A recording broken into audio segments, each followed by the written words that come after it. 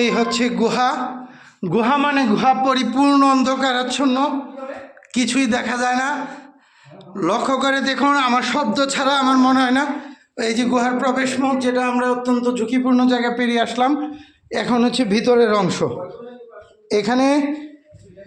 এখানে এই যে গুহা, আমরা এখন গুহার ভিতরে, একদম ভিতরে প্রবেশ করেছি।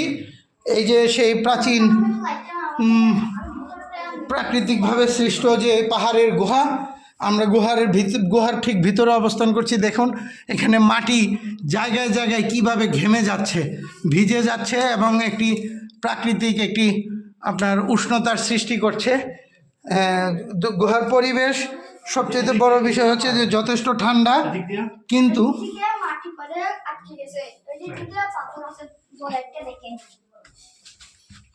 কোথায় যাওয়া যাবে বলো? আমাদের লিটল গাইডস আমাদের বলবে। এরপর কি আর যাওয়া যায় বাবা? না, এখান থেকে গুহা বন্ধ হয়ে গেছে। আমরা এখান থেকে দেখানোর চেষ্টা করছি আপনাদেরকে অত্যন্ত কষ্টসাধ্য এবং খুব দুর্ভেদ্য একটি ভিডিও, যেটা আমরা এখানে ধারণ করার চেষ্টা করছি। আশা করি আপনারা সকলে দেখবেন। এই হচ্ছে সেই গুহার একেবারে শেষ প্রান্তে আমরা চলে এসেছি।